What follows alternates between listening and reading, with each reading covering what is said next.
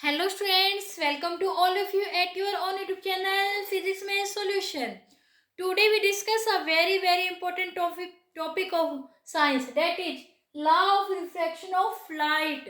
आज हम बच्चों law of refraction of light के बारे में पढ़ेंगे। ये बहुत ज़्यादा इम्पोर्टेंट टॉपिक है सभी बच्चों के लिए जो 10th में है या फिर एसएससी की तैयारी कर रहे हैं या डीएसएसबी की तैयारी कर रहे हैं या कोई एचटेट के लिए प्रिपरेशन कर रहा है, उन सब के लिए बहुत इम्पोर्टेंट टॉपिक है बच्चों। और इसका जो हमारे लास्ट से जो हमें रिजल्ट मिलेगा वो भी बहुत इम्पोर्टेंट है, तो ध्यान से समझना आज के हमारे टॉपिक को। तो बच्चों आज का हमारा टॉपिक स्टार्ट करने से पहले हमारी वीडियो को लाइक कर दीजिए और शेयर कीजिए। चलिए स्टार्ट करते हैं। हमारा आज का टॉपिक है law of refraction of light. दो लॉ होते हैं बच्चों रिफ्रैक्शन ऑफ लाइट के। पहला लॉ क्या कहता है, incident ray, refracted ray and normal. ये तीन चीजें क्या क्या, incident ray, refracted ray and normal, all lie in the same plane, all lie in the same plane, यानी तीनों के तीनों एक ही प्लेन में लाई करते हैं। क्या है, इंसिडेंट रे यानी जो रे इंसिडेंट हुई है, उसके बाद रिफ्रैक्टेड रे जो रे रिफ्रैक्ट हुई है, और तीसरा जो नॉर्मल है, उन दोनों रेस के कॉरस्पॉन्डिंग जो नॉर्मल है, ये तीनों तीनों क्या होते हैं, एक ही प्लेन में होते हैं। जैसे मान लीजिए ये मीडियम 1 है, ये मीडियम 2 है। ओके, ये एक रे इंसिडेंट हुई है, क्या हुई है कि रे इंसिडेंट हुई है, इंसिडेंट रे है। और ये क्या है बच्चों, ये नॉर्मल है। ये रेयर से डेंसर मीडियम में आ रही है, तो ये रे यहाँ पर जाएगी। Incident ray, refracted ray and normal, ये तीनों के तीनों क्या होते हैं, एक ही प्लेन में होते हैं। ओके, और नॉर्मल के साथ जो इंसिडेंट रे एंगल बनाती है उसे एंगल ऑफ इंसिडेंस, और जो रिफ्रैक्टेड रे के साथ नॉर्मल एंगल बनाते हैं उसे बोलते हैं रिफ्रैक्टेड एंगल। ओके बच्चों, पहला लॉ समझ में आ गया ना सभी को। दूसरा लॉ हमें क्या बताता है, हमें जो ये एंगल मैंने अभी बताया आपको, एंगल ऑफ इंसिडेंस और एंगल ऑफ रिफ्रैक्शन, इन्हीं की रिलेशनशिप के बारे में बताता है। किसके बारे में बताता है, relationship between angle of incidence and angle of refraction. किसके बारे में, एंगल ऑफ इंसिडेंस और एंगल ऑफ रिफ्रैक्शन के बारे में। इस रिलेशनशिप को किसने बताया था बच्चों, इसे बताया था स्नेल ने। ये एक साइंटिस्ट है, किसने बताया था, स्नेल ने 1621 में। ओके, किसने बताया था 1621 में, और इस साइंटिस्ट के नाम पर इस लॉ का नाम दिया गया है स्नेल्स लॉ। इसको हम स्नेल्स लॉ बोलते हैं। क्यों, क्योंकि स्नेल्स ने दिया था इसे, इस वजह से इसको हम क्या कह देते हैं, Snell's law of refraction, Snell's law of refraction. Okay बच्चों, ये होता क्या है स्नेल्स लॉ ऑफ रिफ्रैक्शन, ये इन्होंने क्या कहा है, sine of angle of incidence to the sine of angle of refraction is equal to a constant.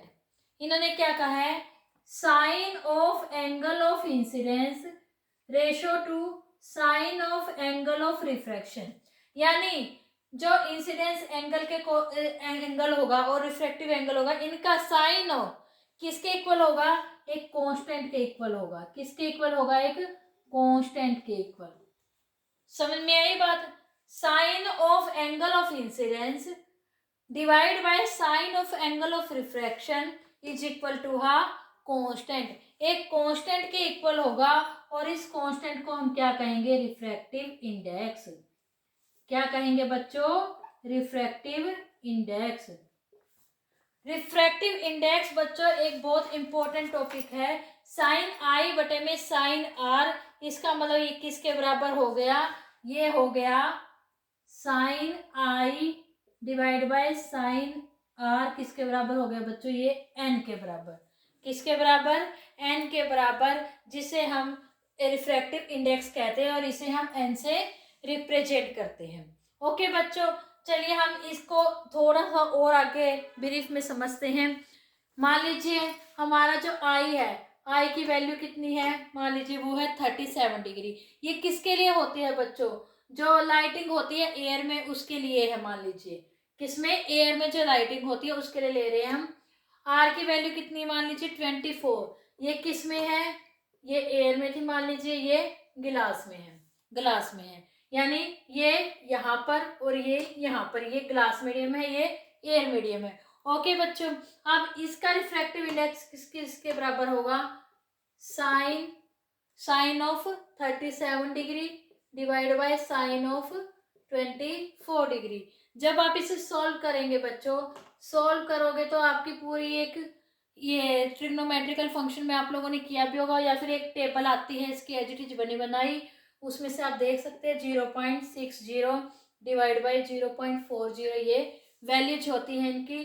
तो आपका एन किसके बराबर आ गया बच्चों, एन आ गया 1.50, यानी रिफ्रैक्टिव इंडेक्स ऑफ ग्लास किसके बराबर आ गया बच्चों, 1.50। जिस मीडियम, जो हमारा ये वाला मीडियम होगा ना बच्चों, यानी एंगल ऑफ रिफ्रैक्शन जिसमें आएगा उसी का रिफ्रैक्टिव इंडेक्स निकलेगा। ये किसका निकला बच्चों, refractive index of light in glass. Okay बच्चों, आगे बात समझ में, यहाँ पर ये बात सब बच्चों के समझ में आ गई होगी। अब आई इसकी यूनिट की बात, भी इसकी यूनिट क्या होती है, जैसे कि हमारे वे कि कोई भी हमारे किलोग्राम है, मास की किलोग्राम होती है, लेंथ की मीटर होती है, ऐसे इसकी क्या यूनिट होगी, आप देख सकते हैं ये एंगल बटे में एंगल है, तो दोनों की दोनों सेम क्वांटिटी है, क्या है, दोनों की दोनों सेम क्वांटिटी है, तो इसकी कोई भी यूनिट नहीं होगी। दोनों की दोनों सेम क्वांटिटी की यूनिट आपस में कैंसिल आउट हो जाती है, इसलिए हम क्या कहेंगे, इसकी कोई भी यूनिट नहीं बनेगी। एंड अब हम यहाँ से, जैसे हमने ये सम एक छोटा सा सम सॉल्व करके देखा, इससे आप क्या कह सकते हैं, जो हमारा रिफ्रैक्टिव इंडेक्स है ये किस पे डिपेंड नहीं करता, ये एंगल ऑफ इंसिडेंस पर डिपेंड नहीं करता।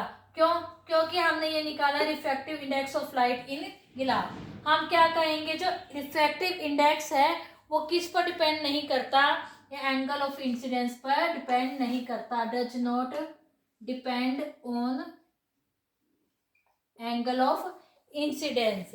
ओके बच्चों, एक बात और है बच्चों, साइन आई बटे में साइन आर जो हमने ये निकाला है, किसके लिए निकाला है, ये हमने निकाला है रिफ्रैक्टिव इंडेक्स, किसके लिए निकाला है, ग्लास मीडियम में। कब, एयर टू ग्लास मीडियम। अगर हम एयर की जगह वैक्यूम लेते तब भी हमारा आंसर नियर अबाउट इतना ही आता। क्यों, क्योंकि इनमें कोई बहुत ज्यादा डिफरेंस नहीं है।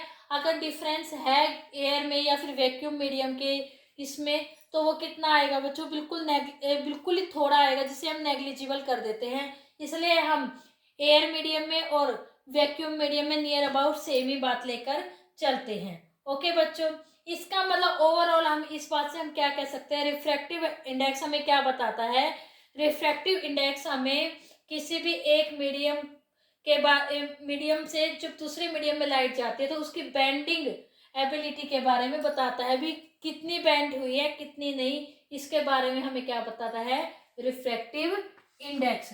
ये किसके बारे में बताता है बच्चों, बेंडिंग ऑफ लाइट के बारे में, जब लाइट एक मीडियम से दूसरे मीडियम में ट्रेवल करती है। और बच्चों आज का ये टॉपिक हमारा रिफ्रैक्टिव इंडेक्स बहुत इंपॉर्टेंट है, law of refraction of light he important है, ये दोनों लॉ ही इंपॉर्टेंट है। तो आई होप बच्चों आप लोगों को बहुत अच्छे समझ में आ गए। स्नेल्स लॉ बहुत इंपॉर्टेंट है बच्चों ये भी। तो अगर आप लोगों को आज के हमारे इस टॉपिक पे कोई भी कंफ्यूजन रह गया है तो आप कमेंट सेक्शन में कमेंट करके पूछ सकते हैं। और अगर आपको आज की हमारी वीडियो अच्छी लगी और बहुत अच्छे समझ में आ गया तो हमारी वीडियो को लाइक कीजिए, शेयर कीजिए, हमारे चैनल को सब्सक्राइब कीजिए और बेल आइकन जरूर दबाना बच्चों, ताकि आपको हमारे आने वाली नेक्स्ट वीडियो जिसमें हम रिफ्रैक्टिव इंडेक्स और स्पीड ऑफ लाइट यानी यही टॉपिक जो हमने अभी किया इसके बारे में बहुत अच्छे से डिटेल में आगे हम करेंगे, उसके नोटिफिकेशन आपको मिल जाए। तो बच्चों तब तक के लिए goodbye and take care. Thank you so much बच्चों।